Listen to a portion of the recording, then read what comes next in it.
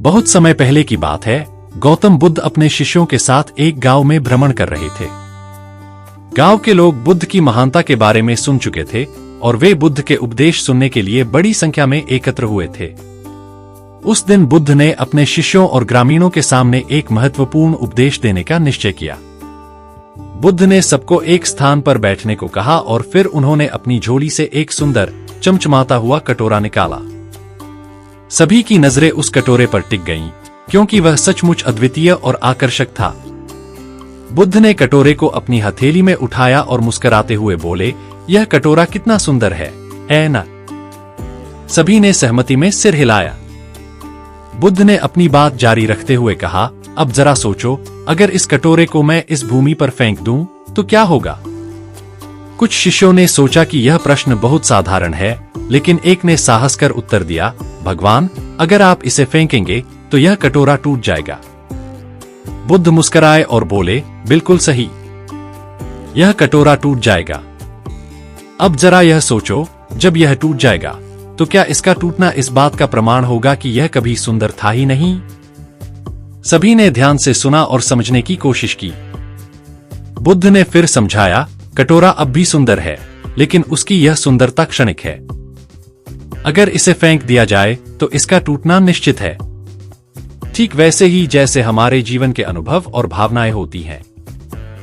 हम अपने जीवन में अनेक अनुभवों से गुजरते हैं, कभी सुख, कभी दुख, लेकिन हर अनुभव अस्थायी होता है। उन्होंने थोड़ा रुककर कहा, हमारा मन भी इसी कटोरे के समान है।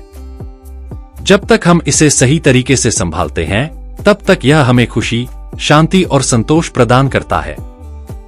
लेकिन अगर हम इसे बुरे विचारों, नकारात्मक भावनाओं और क्रोध के हवाले कर दें, तो यह टूट सकता है। बुद्ध के इस कथन ने सबको सोचने पर मजबूर कर दिया।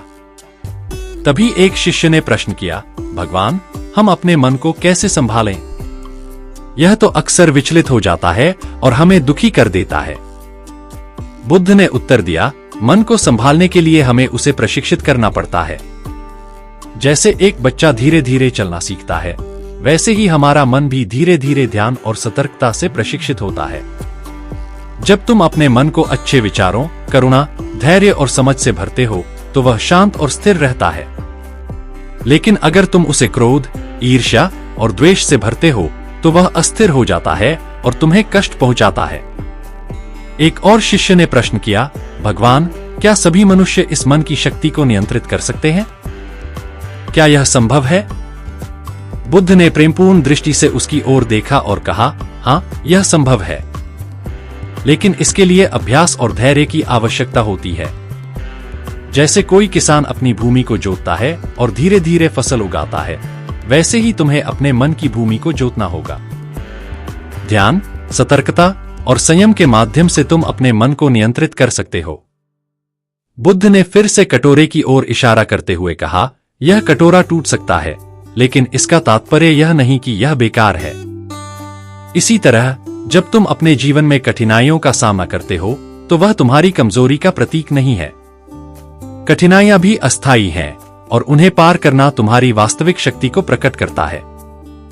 उन्होंने आगे कहा, हमारे जीवन में सबसे महत्वपूर्ण बात यह है कि हम अपने मन को उसकी असली शक्ति का एहसास कराएं। मन शक्तिशाली है, लेकिन इसे सही दिशा में ले जाना हमारे हाथ में है। अगर तुम अपने मन को अच्छे विचारों से भरोगे, तो तुम्हारा जीवन भी इस कटोरे की तरह सुंदर और चमकदार होगा।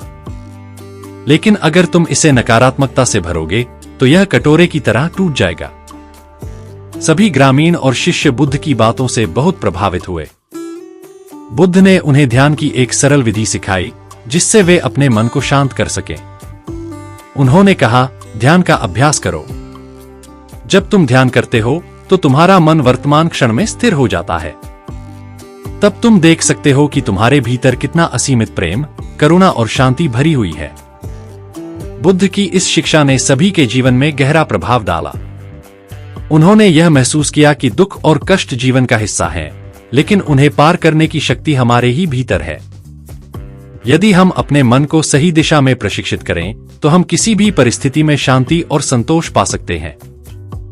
गांव के लोग बुद्ध के इस उपदेश को सुनकर बहुत प्रेरित हुए। उन्होंने अपने जीवन में ध्यान और आत्मनिरीक्षण का अभ्यास शुरू किया। धीरे धीरे उन्होंने यह समझा कि मन की शक्ति कितनी महान है और उसे सही मार्ग पर चलाने से जीवन में कितनी सकारात्मकता आती है। बुद्ध